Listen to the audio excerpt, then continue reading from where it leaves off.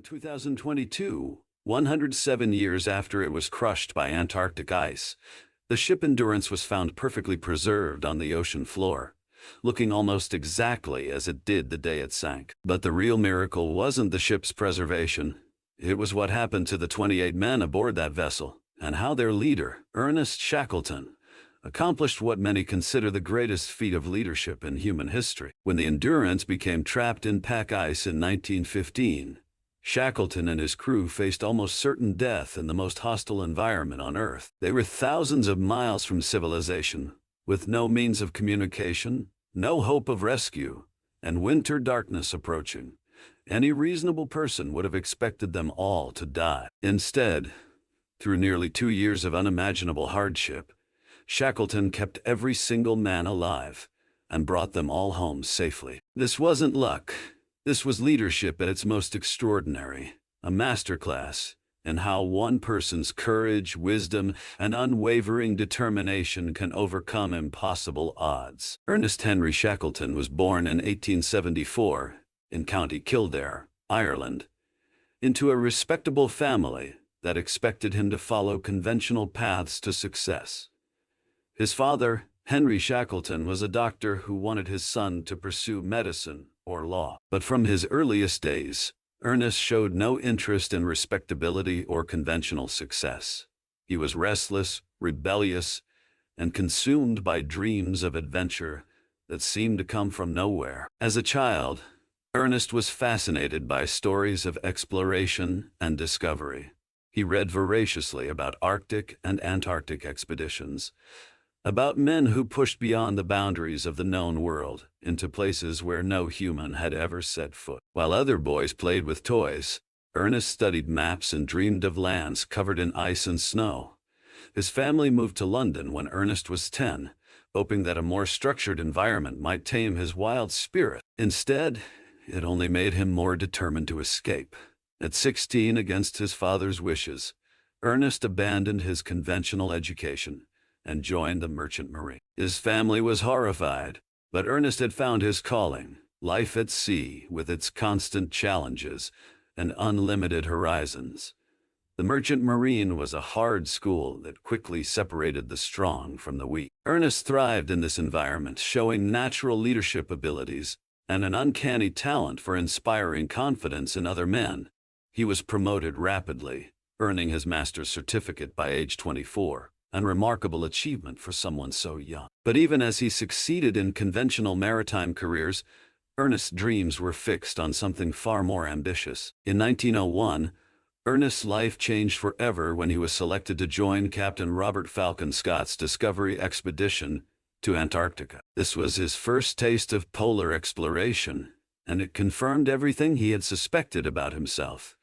He was born for this life of extreme adventure and exploration. The expedition was grueling, testing every man to his limits, but Ernest discovered that he possessed something rare, the ability to remain optimistic and encouraging even when conditions seemed hopeless. However, the Discovery expedition also taught Ernest hard lessons about leadership. Captain Scott was a brilliant navigator and scientist, but he was also rigid, class-conscious, and often unnecessarily harsh with his men. Ernest watched Scott's leadership style carefully, noting what worked and what didn't, filing away lessons that would prove crucial in years to come. When Ernest returned from Antarctica in 1904, he was already planning his return. The polar regions had gotten into his blood, and he knew that his destiny lay in those frozen wastes at the bottom of the world. But he also knew that next time, he wanted to be the leader, not the follower. In 1907, Ernest launched his own expedition, the Nimrod expedition, with the goal of reaching the South Pole. Although the expedition fell short of the pole, it established Ernest's reputation as a formidable polar explorer and, more importantly, as a leader who could keep men alive and motivated under the most extreme conditions. His men returned with stories of his remarkable ability to maintain morale, his fairness in dealing with subordinates, and his willingness to share every hardship rather than claiming privileges of rank. By 1914, the heroic age of Antarctic exploration was drawing to a close. Roald Amundsen had reached the South Pole in 1911, beating Robert Falcon Scott in a race that ended tragically with Scott's death on the return journey. The North Pole had been conquered by Robert Peary in 1909. It seemed that all the great geographic prizes had been claimed, but Ernest Shackleton saw one last opportunity for immortal glory: the trans-Antarctic crossing. No one had ever crossed the entire Antarctic continent on foot, a journey of over 1,800 miles across some of the most hostile terrain on Earth. It would require two teams, one starting from the Weddell Sea and crossing to the Ross Sea, while another team would lay supplied depots from the Ross Sea side to support the crossing party.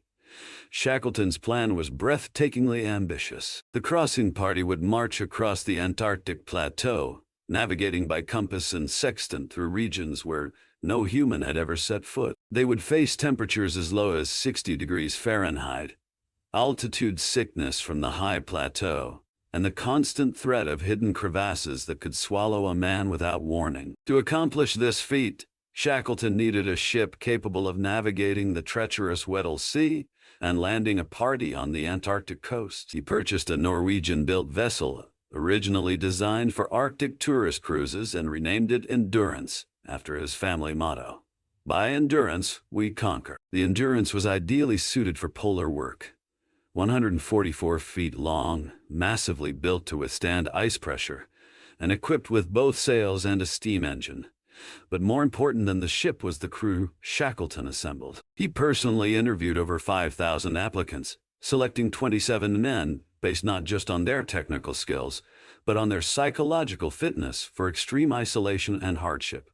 Shackleton's selection process was legendary. He rejected many highly qualified applicants who seemed too rigid or pessimistic, while accepting others whose technical qualifications were modest, but whose personalities suggested they could maintain morale under stress. When one young applicant asked what he should bring on the expedition, Shackleton reportedly replied, "Just bring yourself and leave your bad temper at home." The crew he finally assembled was extraordinary. Frank Worsley, a New Zealand sea captain with an almost supernatural ability to navigate. Frank Wild, Shackleton's most trusted lieutenant who had served with him on previous expeditions. Tom Crean, an Irishman whose courage and endurance were legendary. And 24 other carefully chosen specialists, including scientists, carpenters, engineers, and able seamen. On August 8, 1914, just as World War I was beginning in Europe, the Endurance sailed from London. Shackleton's timing seemed perfect. The expedition would cross Antarctica and return as heroes just as the war was ending. None of them imagined that they were sailing toward an ordeal that would test human endurance and leadership beyond any previous limit. The voyage to Antarctica was routine until they reached the Weddell Sea in December 1914. Then everything began to go wrong in ways that no one had anticipated.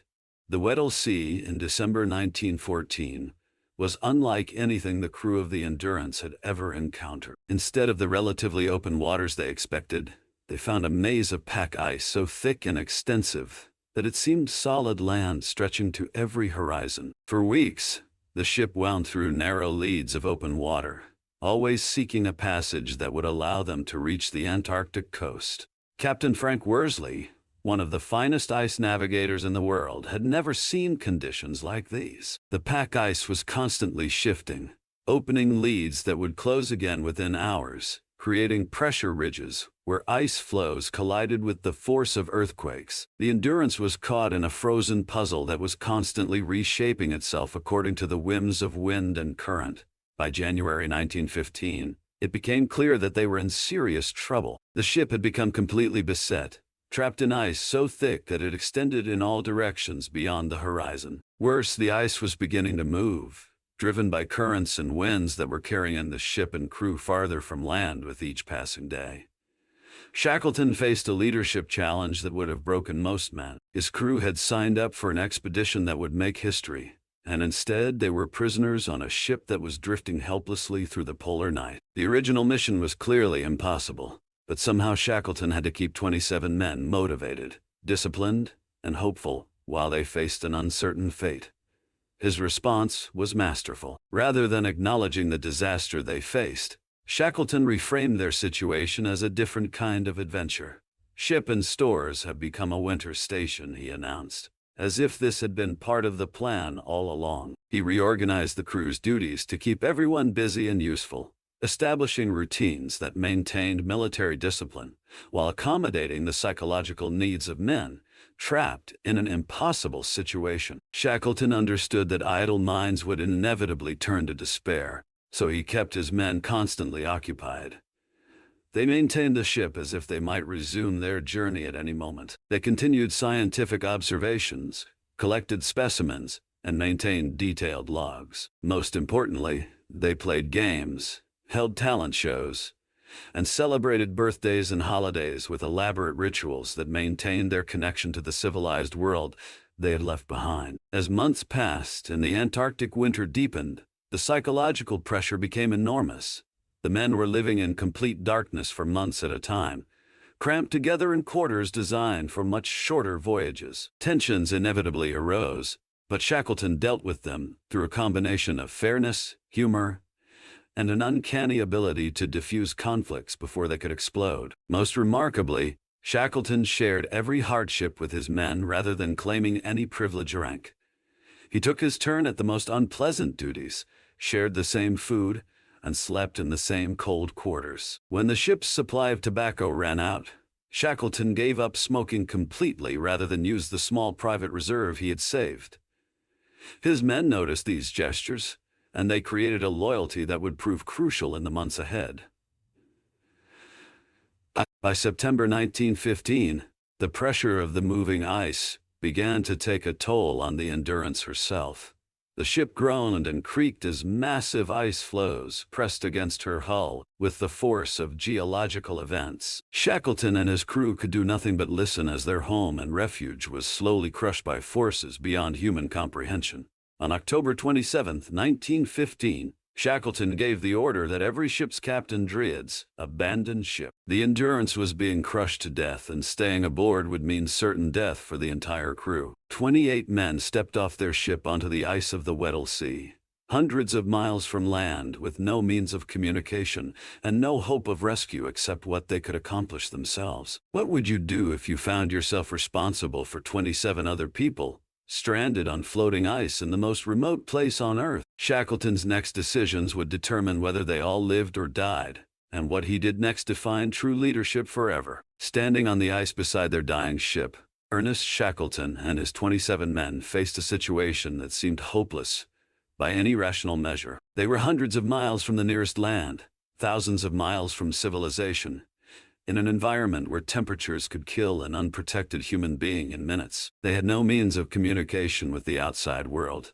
and no one would even know they were missing until months after they were supposed to return. Most men would have despaired, but Shackleton immediately began demonstrating the qualities that make him history's greatest example of leadership under extreme pressure. His first decision was psychological as much as practical. He announced to his men that their new objective was no longer crossing Antarctica, but getting everyone home alive. This simple statement reframed their disaster as a mission that could still be accomplished. Shackleton's leadership during the next 17 months on the ice revealed methods that modern business schools and military academies still study today. He understood that keeping 28 men alive in these conditions would require more than just food and shelter. It would require maintaining hope, discipline, and unit cohesion when every rational assessment suggested they were all going to die. His first priority was establishing routines that gave structure and purpose to each day. The men were organized into watches and given specific duties: maintaining equipment, hunting seals, monitoring weather, and caring for the sled dogs they had salvaged from the ship. Everyone had a role, and everyone's contribution was acknowledged and valued. Shackleton paid extraordinary attention to the psychological well-being of his men. He noticed when individuals were showing signs of depression or despair, and found ways to give them special responsibilities or encouragement. He organized entertainment, soccer matches on the ice, talent shows in their makeshift shelters, elaborate celebrations of birthdays and holidays. He understood that maintaining morale wasn't a luxury. It was essential to survive. Perhaps most remarkably, Shackleton never let his men see his own fears and doubts. In his private diary, he wrote honestly about their desperate situation and his own moments of despair. But in public, he projected calm confidence and unshakable optimism. His men later reported that they never once saw Shackleton lose his composure or express doubt that they would all make it home. Food became an increasingly critical problem as months passed. They hunted seals and penguins when possible, but the ice was drifting away from the areas where wildlife was most abundant. Shackleton personally supervised rationing, making sure that everyone received exactly the same portions regardless of rank or position. When food was especially scarce, he would secretly give some of his own ration to men who seemed to need it most. The physical conditions were almost unendurable. They lived in tents on the ice, constantly wet from melting snow, with no way to properly dry their clothes or sleeping bags. The ice beneath them was constantly shifting, creating pressure ridges and open leads that could separate the camp or swallow a man without warning. Several times they had to move their entire camp in the middle of the night as the ice split beneath them. As winter approached in 1916, Shackleton made the difficult decision to kill the sled dogs. The dogs were consuming food that the men needed to survive, and there was no longer any realistic hope that they would be needed for sledging. The men had grown attached to the dogs, and ordering their destruction was one of the most painful decisions Shackleton ever made. By April 1916, it became clear that the ice floe they were living on was beginning to break up. They could no longer wait passively for rescue. They would have to save themselves. Shackleton made the decision to launch their 3 small boats and attempt to reach land, even though they would be navigating some of the most dangerous waters in the world, in vessels barely suitable for coastal sailing. The boat journey that followed was a nightmare of cold, hunger, and constant danger. For 7 days, 28 men crowded into 3 small boats, battered by waves, soaked by freezing spray, and fighting to stay awake, because falling asleep might mean falling overboard in certain death. Shackleton moved between the boats constantly, checking on each man, sharing food and encouragement, and making the navigation decisions that kept them on course toward Elephant Island. Thank you so much for staying with us through this incredible journey of leadership and survival. What Shackleton accomplished next, his impossible journey across the most dangerous ocean in the world, will show you what one person can achieve when the lives of others depend on them. The most amazing part of this story is still coming. On April 15, 1916, after 7 days of hell in open boats, Shackleton and his men reached Elephant Island, a desolate, rocky outcrop in the Southern Ocean that was nevertheless the first solid land they had stood on in 497 days. But their ordeal was far from over. Elephant Island was uninhabited and far from any shipping routes. No one would accidentally discover them there, and they had no way to signal for help. Shackleton faced the most difficult decision of his life. He could keep all 28 men together on Elephant Island and hope for a miraculous rescue that would almost certainly never come. Or he could take a few men and attempt something that seemed like certain suicide. Sailing 800 miles across the Southern Ocean in a 22-foot boat to reach the whaling stations of South Georgia Island. The Southern Ocean is considered the most dangerous body of water in the world. Waves regularly reach 60 feet high, winds exceed 100 miles per hour, and the water temperature is so cold that falling overboard means death within minutes. Attempting to cross it in a small open boat was barely distinguishable from committing suicide, but it was their only hope. Shackleton selected 5 men to accompany him on this desperate journey. Frank Worsley, the ship's captain and navigator; Tom Crean, whose courage and endurance were legendary; Harry McNish, the carpenter who would modify their boat for the journey; Tim McCarthy, an experienced seaman; and John Vincent, whose physical strength would be crucial, but whose personality made him one of the least popular members of the crew. The choice of Vincent was particularly revealing of Shackleton's leadership wisdom. Rather than leaving a potential troublemaker with the main group on Elephant Island, Shackleton took him along where he could be closely supervised. It was a decision that prioritized the welfare of the larger group over his own safety and comfort. Before departing, Shackleton made arrangements for the 22 men who would remain on Elephant Island under the leadership of Frank Wild, his most trusted subordinate. He left detailed instructions, shared out the remaining supplies, and made a promise that would haunt him for months. "I will come back for you." On April 24, 1916, the James Caird, named after one of the expedition's sponsors, set sail from Elephant Island into the Southern Ocean. What followed was 16 days of unimaginable hardship that pushed 6 men to the absolute limits of human endurance. The boat was constantly soaked by freezing spray that turned to ice on their clothes and equipment. They had to take turns chipping ice from the rigging to prevent the boat from becoming top-heavy and capsizing. Their sleeping bags froze solid, their food supplies dwindled, and they were constantly bailing water to keep from sinking. Navigation was almost impossible in the tiny boat. Frank Worsley had to take sun sights with a sextant while being tossed around by massive waves, calculating their position under conditions that would have challenged a navigator on a large ship. A navigation error of even a few degrees would mean missing South Georgia entirely and sailing into the empty Southern Ocean to certain death. Most remarkably, Shackleton maintained command and discipline throughout this nightmare voyage. He organized the men into watches, supervised the rationing of their meager food supplies, and somehow kept everyone focused on their survival tasks rather than dwelling on their desperate situation. When men became hypothermic and delirious, he personally cared for them, sharing his own body heat and forcing them to stay awake. On May 8, after 14 days at sea, they glimpsed the mountains of South Georgia Island through the mist. But their ordeal wasn't over. They landed on the uninhabited side of the island, and the whaling stations were on the opposite coast, separated by unmapped mountains and glaciers that no human had ever crossed. Leaving 3 men to recover from the boat journey, Shackleton, Worsley, and Crean set out to cross South Georgia on foot. A journey of 36 hours over treacherous terrain without proper equipment or maps. They had 1 coil of rope, a carpenter's adze for an ice axe, and screws from the boat hammered through their boots for traction on the ice. On May 20, 1916, 3 men who looked more like ghosts than human beings walked into the whaling station at Stromness. The manager, who had known Shackleton before the expedition, didn't recognize the bearded, emaciated figure who stood before him. When Shackleton identified himself, the manager's response was immediate. "When did you lose your ship?" "Not yesterday," Shackleton replied. 18 months ago. The rescue of the remaining men took months to organize. 3 attempts were made to reach Elephant Island, each one turned back by ice conditions. Finally, on August 30, 1916, Shackleton was able to return to Elephant Island aboard a Chilean vessel. As they approached the island, he searched the shoreline through binoculars, counting figures on the beach. "They're all there," he shouted.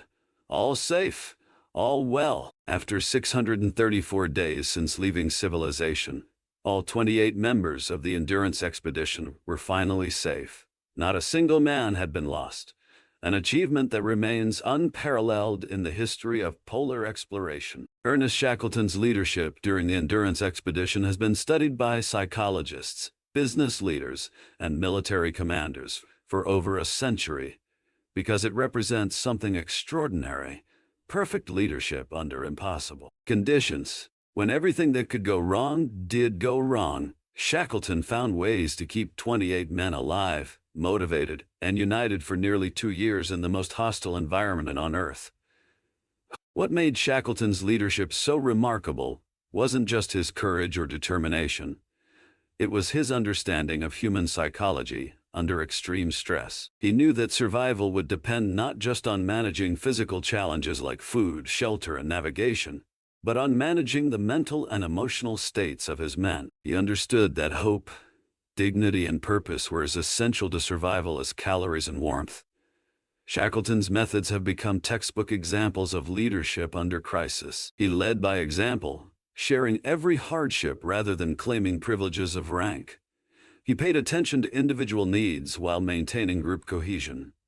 He projected confidence even when he privately doubted their chances. Most importantly, he never lost sight of his primary responsibility: bringing his men home alive. The expedition was a complete failure in terms of its original objectives. They never crossed Antarctica, never set any geographic records, never accomplished any of the scientific goals they had set out to achieve. But paradoxically, this failed expedition became more famous and inspiring than most successful ones, because it demonstrated something more important than geographic achievement. It showed what human beings can accomplish when they refuse to give up on each other. Modern leadership experts continue to study Shackleton's methods because they translate remarkably well to contemporary challenges. Whether leading a business through crisis, managing a team under extreme pressure, or simply trying to keep a family together during difficult times, the principles Shackleton demonstrated remain relevant and powerful. Perhaps most importantly, Shackleton's story reminds us that true leadership isn't about achieving glory or recognition. It's about taking responsibility for other people when they can't take care of themselves. His greatest achievement wasn't reaching the South Pole or crossing Antarctica. It was keeping faith with 27 men who had trusted him with their lives. What do you think about Shackleton's incredible leadership? Could you have maintained hope and discipline for nearly 2 years under such impossible conditions? His story challenges us to think about what we're capable of when others depend on us, and what it truly means to never give up. If Ernest Shackleton's extraordinary story inspired you, please subscribe to our channel for more incredible tales of leadership and survival from history's most remarkable figures. Hit that notification bell so you don't miss our next video about another person whose leadership changed the world. Sometimes the greatest victories come not from reaching our intended destination, but from refusing to abandon the people who trusted us to bring them home safely.